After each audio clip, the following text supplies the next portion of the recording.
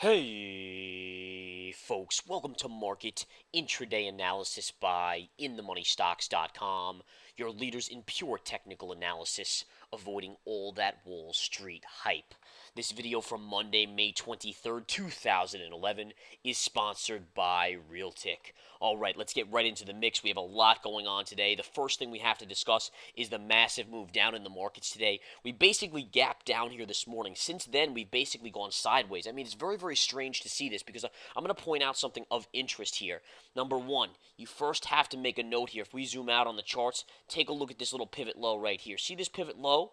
See how it cuts through the upper range of the day? If we zoom back, that upper range is noted as a river theory. River theory is one of the proprietary methods here at In the Money Stocks. If you're interested in learning more about the proprietary methods, we teach them all inside the Research Center. Make sure you take your free trial. But bottom line is this. You have a river theory which is bearish here. In this case, this is a bearish river theory. That means that unless you confirm back above, which is another methodology point, you will see more downside. You never confirm above that line. You close above, don't confirm. Close above, don't confirm. And you never get above. Since then, the markets have faded to the downside. In addition, you actually had a bullish sign as well. And this is one of the very unique situations here.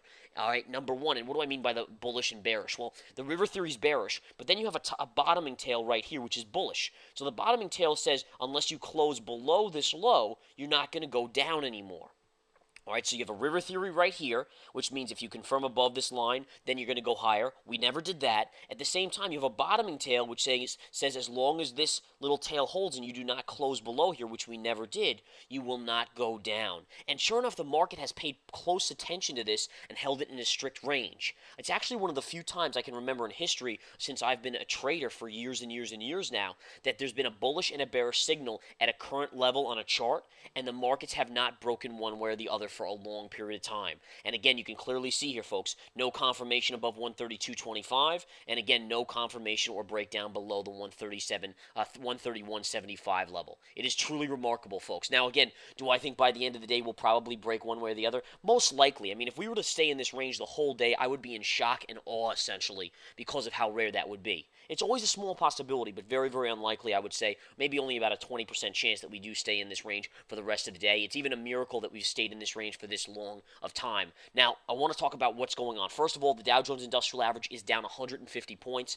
NASDAQ is down 45. S&P down about 17. Basically 1.25 to 1.5% across the board. This is a major drop. Now, the key to understanding what's going on today, this is all about Europe. European crisis, the debt crisis, is continuing to get uglier and uglier there.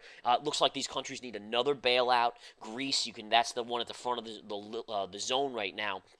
But the key is that the issues in Europe are affecting the dollar. And remember, when the dollar goes up, the markets go in reverse. So if the dollar's up today, the markets in theory should be down, right? Well, take a look right here. The UUP is strongly higher today. It's basically opened at the highs, sold off a little bit, then came up, and now has come back in as the markets are bouncing up as well. Basically chopping, but it is sharply higher. This is where it closed on Friday. This is where it's currently trading today, and that is putting the pressure on the markets today. All right, you also have key stocks in the NASDAQ that are getting hit. Take a look at Amazon. Amazon's down about $3 and change, although that's far off the lows. Apple Computer, which has been weak of late, down $1.75. Google's down $8 today. That's a nice drop on Google. And even Baidu, the Chinese Google-type play, is down about $5 on the day. Very, very sharp decline there. So it's just something to keep in mind there, and you're continuing to watch. There are a few strong sectors out there, but there's not a lot. What are some of the strong sectors? Well, one thing I like, folks, is Goldman Sachs. Now, Goldman Sachs is up $1.10 today. Was up as much as $1.50. This is the key. Friday afternoon, I put out a buy alert on Goldman Sachs. It triggered on Friday afternoon, and sure enough, it was a long play. Now, many people probably woke up this morning and thought, oh, man, there was a long alert. I went long Goldman Sachs on Friday afternoon at around 1:35 or so, and it's, markets are getting crushed this morning. So I must be losing a ton of money. Wrong.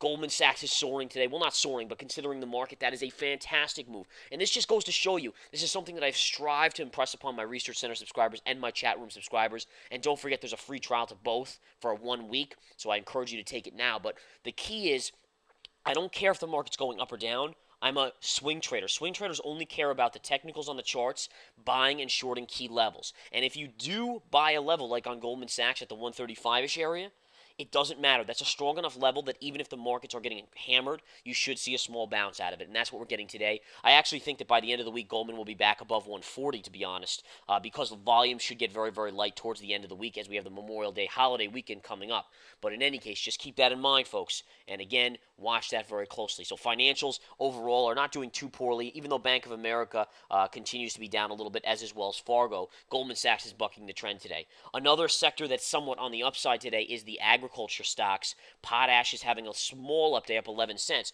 Normally, you would say 11 cents on potash is nothing, right? We'd say, oh, that's nothing. That's no big deal. But when the markets are down 150 on the Dow, up 11 cents, up 10 cents is actually a decent little showing today in a market that's so red.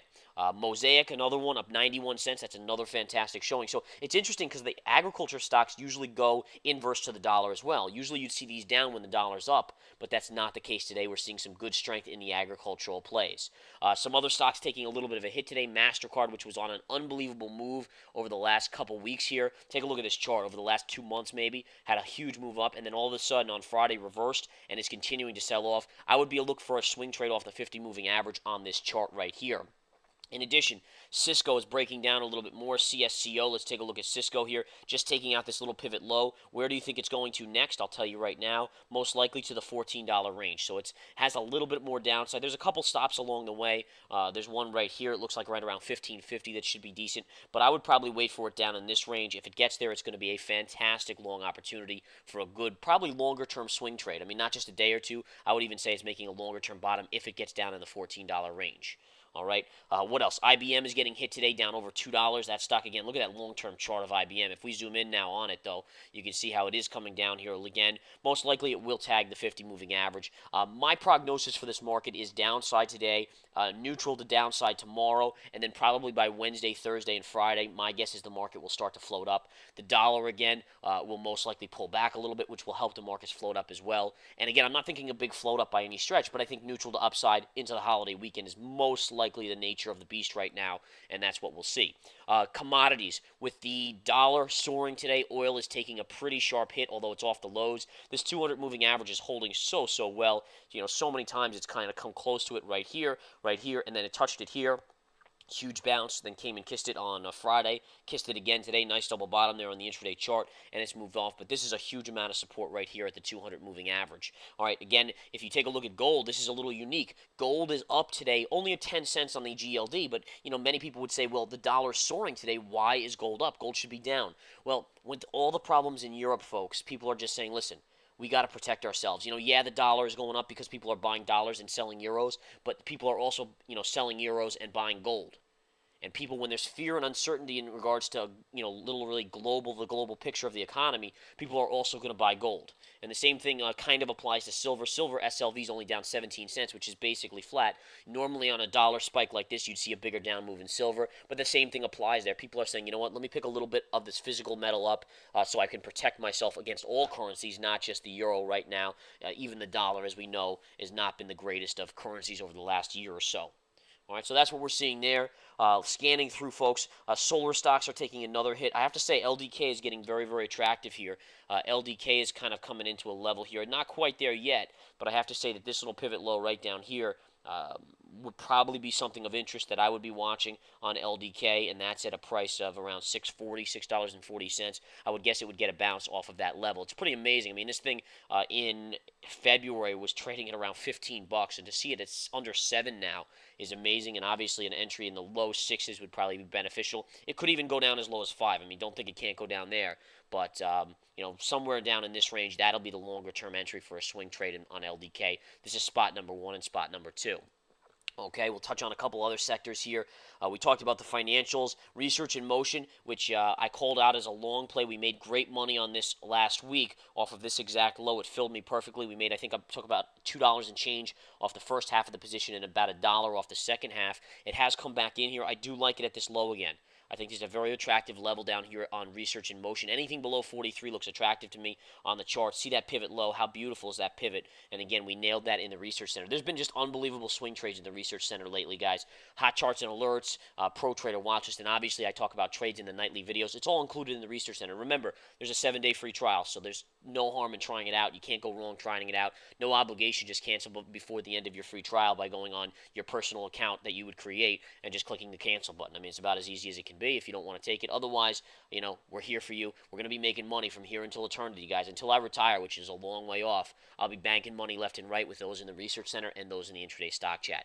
All right, guys. Hope to see you all joining, and we'll talk to you later today inside the research center. Look for more alerts. I already put out one alert in the research center for a new trade today. And again, we'll talk to you later.